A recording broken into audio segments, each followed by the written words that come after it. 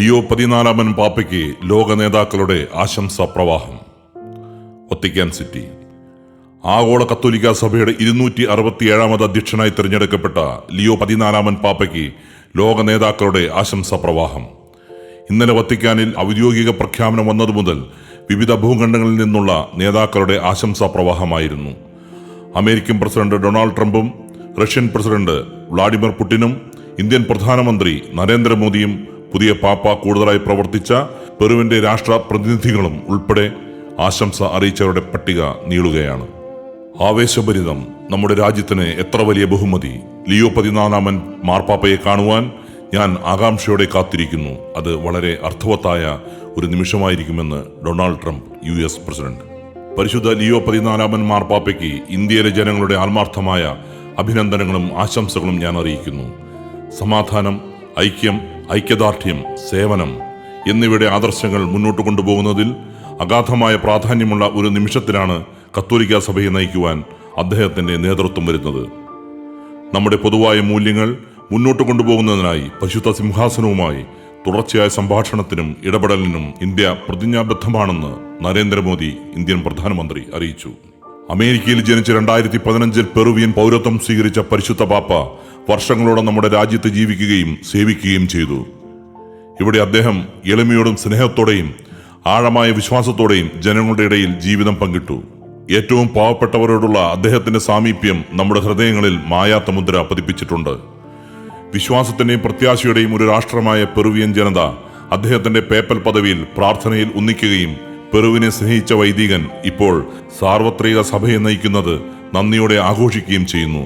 ദൈവം അദ്ദേഹത്തെ അനുഗ്രഹിക്കട്ടെ എന്ന് ഡിനാ ബെലുവാർട്ടെ, പെറു പ്രസിഡന്റ്.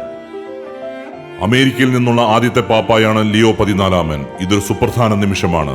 ഫ്രാൻസിസ് പാപ്പയുടെ പേപ്പൽ പദവിയുടെ കാലത്ത് കാണിച്ചതുപോലെ നമ്മുടെ കാലത്തെ പ്രധാന പ്രശ്നങ്ങൾ പരിഹരിക്കുന്നതിന് ജനങ്ങളെയും രാഷ്ട്രങ്ങളെയും ഒരുമിച്ച് കൊണ്ടുവരുന്നതിൽ പരിശുദ്ധ സിംഹാസനത്തിന് ഒരു പ്രത്യേക പങ്കുണ്ട്. പ്രത്യേകിച്ച് കാലാവസ്ഥാ വ്യതിയാനം, ദാരിദ്ര്യം നിർമ്മാർജ്ജനം ചെയ്യൽ, ലോകമെമ്പാടും സമാധാനവും നീതിയും പ്രോത്സാഹിപ്പിക്കൽ എന്നീ വിഷയങ്ങളിൽ. കെയർ സ്റ്റാർമർ, ബ്രിട്ടീഷ് പ്രധാനമന്ത്രി.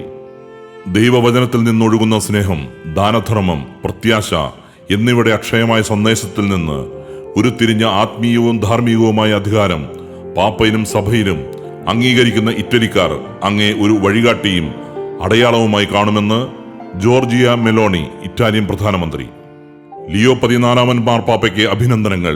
ലോകം അഗാധമായ വെല്ലുവിളികൾ നേരിടുന്ന സമയത്താണ് അങ്ങയുടെ നേതൃത്വം വരുന്നത്. ഗ്രീക്ക് പ്രധാനമന്ത്രി മിറ്റ്സോട്ടാക്കീസ്. പാപ്പയെ തിരഞ്ഞെടുക്കപ്പെട്ടതിന് എന്റെ ഹൃദയംഗമമായ അഭിനന്ദനങ്ങൾ സ്വീകരിക്കുക. റഷ്യയ്ക്കും വത്തിക്കാനുമിടയിൽ സ്ഥാപിച്ച സൃഷ്ടിപരമായ സംഭാഷണവും സഹകരണവും നമ്മെ ഒന്നിപ്പിക്കുന്ന ക്രിസ്തീയ മൂല്യങ്ങളുടെ അടിസ്ഥാനത്തിൽ വികസിച്ചുകൊണ്ടിരിക്കുമെന്ന് എനിക്ക് ഉറപ്പുണ്ട്. അങ്ങയെ ഏൽപ്പിച്ച ഉന്നത ദൗത്യം നിറവേറ്റുന്നതിൽ വിജയാശംസകളും നല്ല ആരോഗ്യവും ക്ഷേമവും നേരുന്നു എന്ന് വ്ളാഡിമിർ പുടിൻ, റഷ്യൻ പ്രസിഡന്റ്.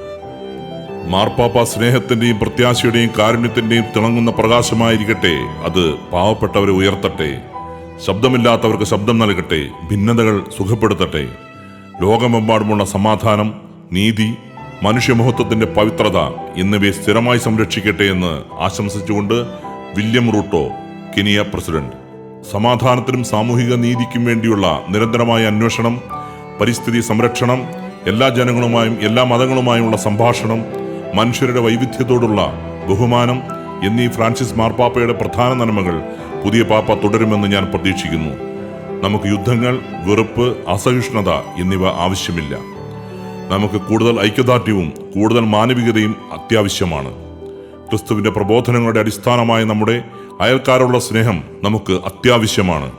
മെച്ചപ്പെട്ടതും നീതിയുക്തവുമായ ഒരു ലോകം കെട്ടിപ്പടുക്കുന്നതിനുള്ള നമ്മുടെ തുടർച്ചയായ അന്വേഷണത്തിൽ ലിയോ 14-ാമൻ പാപ്പ നമ്മെ അനുഗ്രഹിക്കുകയും പ്രചോദിപ്പിക്കുകയും ചെയ്യട്ടെ എന്ന് Luiz Inacio da Silva, Brazilian president. Vatican City സ്റ്റേറ്റിന്റെ തലവനായും കത്തോലിക്ക സഭയുടെ ആത്മീയ നേതാവായും കർദിനാൾമാരുടെ കോളേജ് തെരഞ്ഞെടുത്ത പരിശുദ്ധ ലിയോ 14-ാമന് അഭിനന്ദനങ്ങൾ. ലോകത്തിലെ സമാധാനത്തിനും സമൃദ്ധിക്കും അനുകൂലമായി നമ്മുടെ മാനവിക ഐക്യം വീണ്ടും ഉറപ്പിക്കുകയാണ് ക്ലോഡിയ ഷെയ്ൻബോം, മെക്സിക്കോ പ്രസിഡന്റ്. ഇത്തരത്തിൽ 100-ലധികം നേതാക്കളാണ് ലിയോ 14-ാമൻ പാപ്പയ്ക്ക് ആശംസ അർപ്പിച്ചിരിക്കുന്നത്.